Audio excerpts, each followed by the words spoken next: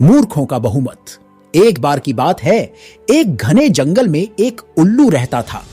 उसे दिन में कुछ भी दिखाई नहीं देता था, इसलिए वह दिन भर एक पेड़ पर अपने घोंसले में छिप कर रहता था।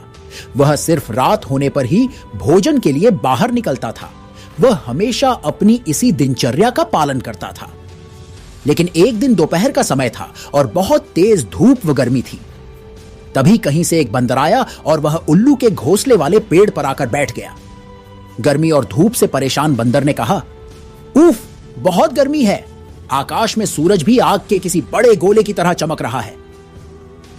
बंदर की बात को उल्लू ने भी सुन लिया। उससे रहा नहीं गया और बीच में ही बोल पड़ा, यह तुम झूठ कह रहे हो। सूर्य नहीं, बल्कि अगर चंद्रमा के चमकने की बात कहते तो मैं इसे सच मान लेता। बंदर बोला, भला दिन में चंद्रमा कैसे चमक सकता है? वह तो रात में चमकता है और यह दिन का समय है, तो दिन में सूर्य ही चमकेगा। यही कारण है कि सूर्य की तेज रोशनी की वजह से बहुत ज्यादा गर्मी हो रही है। बंदर ने उल्लू को अपनी बात समझाने का बहुत कोशिश की कि दिन में सूरज ही चमकता है, चंद्रमा नहीं। लेकिन उल्लू भी अपनी ही जिद पर अड़ा था। उसने बंदर की बात बिल्कुल भी नहीं मानी। दोनों के बीच इस बात पर बहुत तर्क वितर्क होने लगा। इसके बाद उल्लू ने कहा, चलो हम दोनों मेरे एक मित्र के पास चलते हैं, वही इस बात का निर्णय करेगा। बंदर और उल्लू दोनों एक दूसरे पेड़ पर चले गए। उस दूसरे पेड़ पर उल्लुओं का एक बहुत बड़ा झुंड रहता था।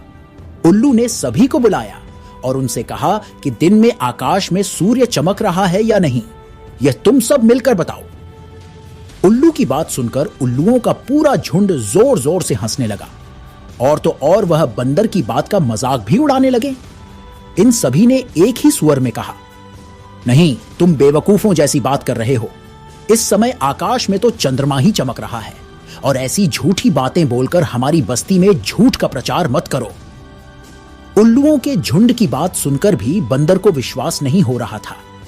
वह अपनी ही बात पर अड़ा हुआ था, जिसे देखकर सभी उल्लू गुस्सा हो गए और वे सारे के सारे बंदर को मारने के लिए उस पर झपट पड़े। दिन का समय था, इसलिए सभी उल्लुओं को कम दिखाई दे रहा था। इसी वजह से बंदर वहां से बचकर भाग निकलने में कामयाब हो गया और उसने अपनी जान बचाई। इस कहानी से हमें यह शिक्षा मिलती है कि मूर्ख मनुष्य कभी भी विद्वानों की बात को सच नहीं मानता है। ऐसे मूर्ख लोग अपने बहुमत से सत्य को भी असत्य साबित कर सकते हैं।